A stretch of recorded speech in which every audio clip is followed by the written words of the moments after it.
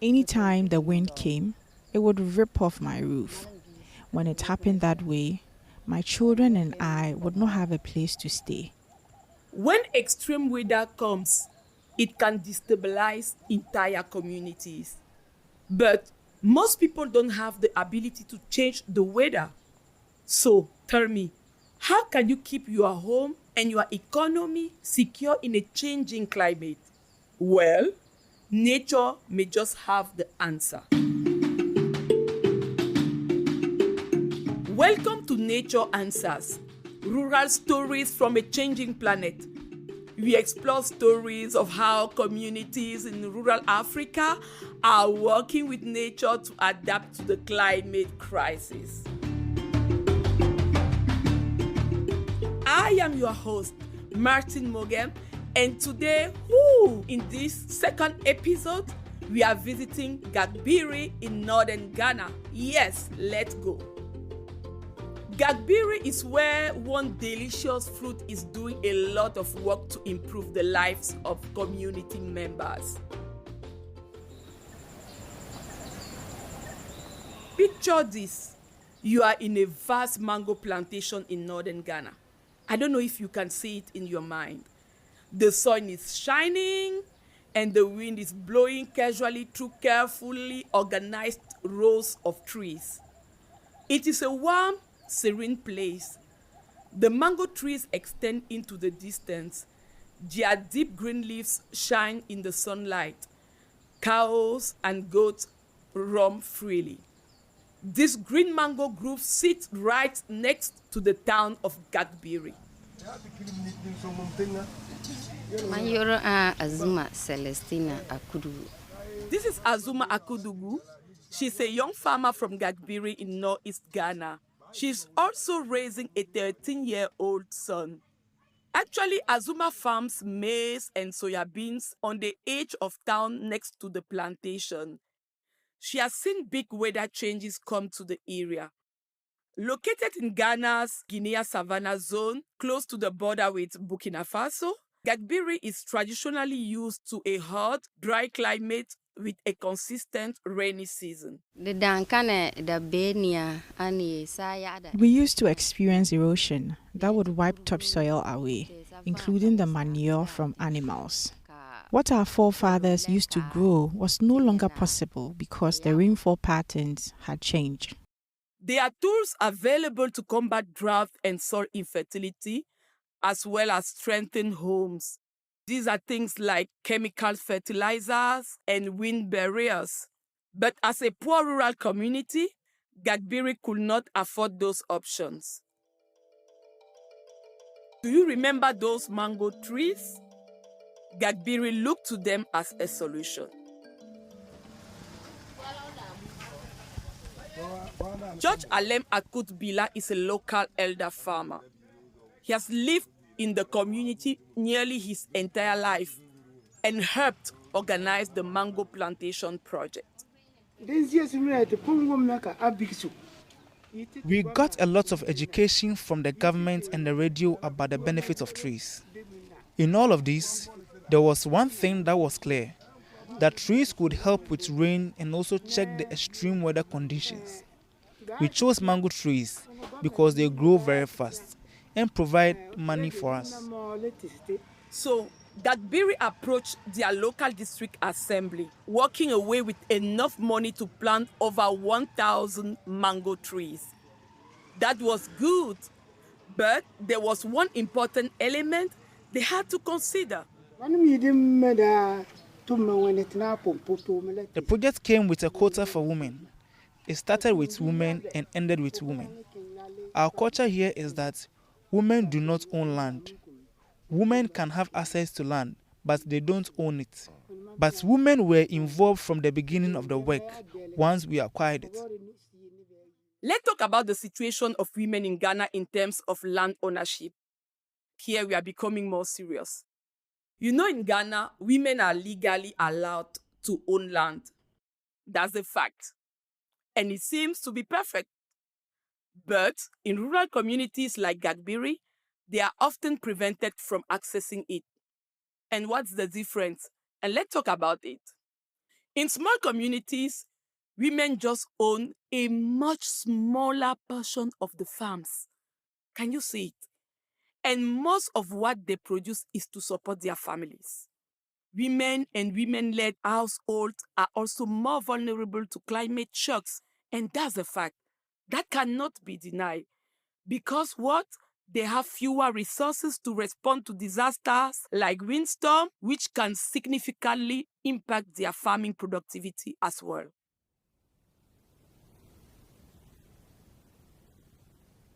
Gagbiri was unprotected from the wind that would tear across the savannah. The wind wreaks havoc on the town. Azuma Aknu is a farmer who has lived in Gagbiri for almost 70 years. She has experienced the windstorms firsthand.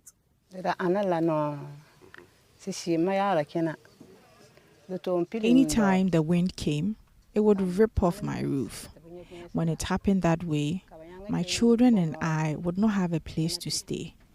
Would have to wait and maybe find a place to put up before they can put up a roof for us. While George and the rest of Gagbiri worked hard to change this dynamic, they too needed to learn about how to meaningfully include women in that work. We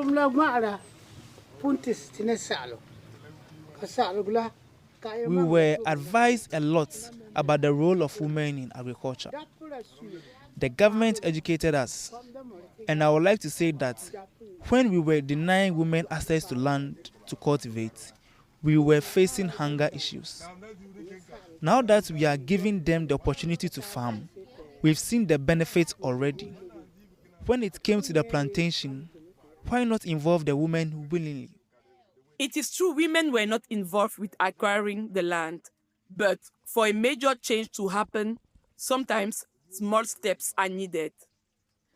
Azuma Agnew remembers how many consultations were made with the women of the community to ensure they benefited from the project fairly. After our men had secured the land, they invited us to participate in the decision process to commence with the plantation. Women attended these consultations and helped determine from the beginning how the work will be distributed and who will benefit from the plantation.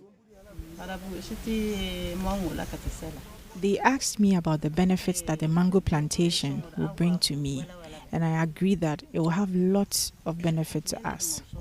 As we started with the plantation, we started benefiting by way of wages, to buy things to take care of ourselves as we worked at the plantation. The project broke ground February 7, 2012.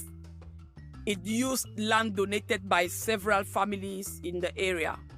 When it was time to build the plantation, men and women were given different roles. Men will uproot the tree stumps, while women will clear the brush. The women also dug the pits for the trees, lined them with manure for fertilizer, and brought the water for watering. Now, over 10 years later, the plantation is thriving. Row upon row of 20-foot-tall mango trees extend for hundreds of meters. The mango grove sits right next to Azuma Akodugu's farm. The mangoes now block the harsh winds that could have damaged her home. The dry season is cooler as the hotter air is tempered by the trees. Besides this, the people of the community eat the mangoes freely, and we all know that mangoes are very tasty.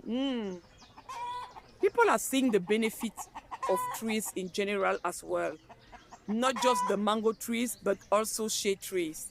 Here is Azuma again. I've seen a lot of improvement. I learned so much from the experience that I can help my own farm. Before the plantation came, anytime I'll be working on my farm and came across a share nut tree, I'd cut it down. But now I protect them and use them. And with the improved yields have come increased income for Azuma. Not only do I benefit from the yield, but I also get extra income from the share trees that I protect now. I use it to take care of my children. I have a child of my own, but there are 4 to 5 children that are under my care as well. Now I can pay for their money for school and pay for their lunches. Now I can pay for their healthcare insurance. So it's helping me a lot.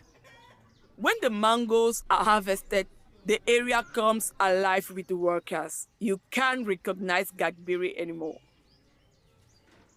Gagbiri stopped receiving funding from the government in 2017, but by then the trees had started paying for themselves. Every harvest, hundreds of mango were brought to the market and sold for profit, bringing money back into the community. This helped with another issue plaguing Gagbiri, the exodus of its young people. Why? Young people went in search of economic opportunity. Many young workers of Gagbiri were migrating away because they had nothing to do.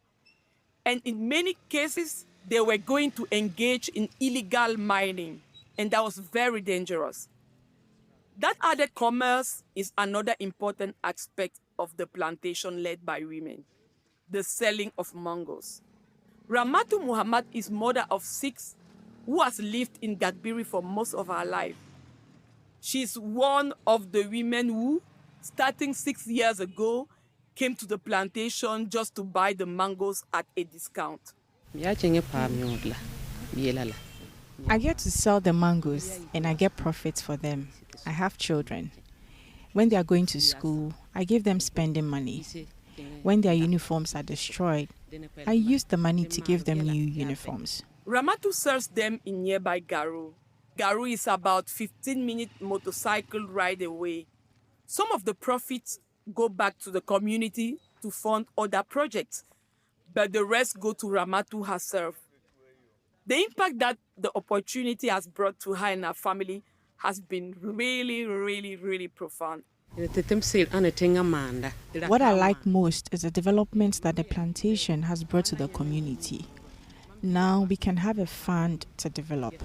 I can also take better care of my children. I'm happy. I'm so grateful that this plantation is changing my life. The flow of money in the community will not only benefit individuals like Ramatu, but will soon improve its medical care as well. Gagbiri, as a remote community, lacks a dedicated medical facility. This causes many problems, especially for the women in the community. Here, malaria and anemia in pregnancy are particularly common. Gagbiri only has a small clinic, but there are no dedicated nurses that work there, and so many basic services are not available. I can say everyone is forced to commute to another town for even minor treatments. The situation is currently preoccupying because you can imagine pregnant women commuting down gravel roads to the nearby center of Garu for checkups. At night, it's dangerous. If they go into labor, no one in Gagbiri is available to treat them. But soon, thanks in part to the mangoes, the clinic is getting a dormitory. Once it is ready, it will be able to house at least 3 nurses. And we believe this will raise the standard of care in Gagbiri substantially.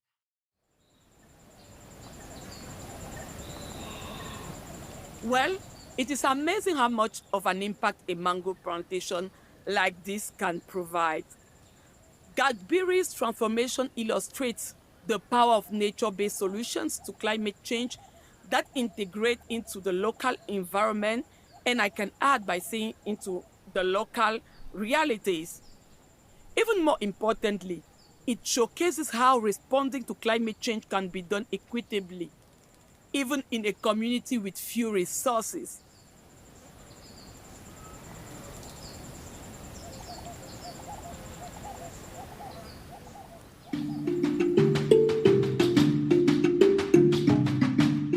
This is Nature Answers, a podcast produced by Farm Radio International. You can learn more about nature-based solutions and the people doing them by listening to Nature Answers wherever you get your podcasts. This was the second episode, and for more, follow us on social media at Farm Radio or visit us at farmradio.org/natureanswers. I am your host, Martin Mogem, coming to you right from Yaoundé, Cameroon. I can't wait to be back in 2 weeks' time with more exciting stories. See you then.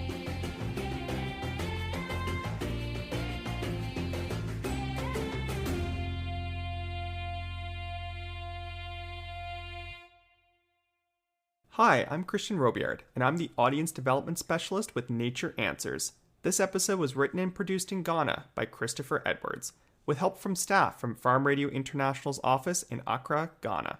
The sounds were recorded on location by Christopher Edwards, El Manuel Backlin, and Morgana Adby.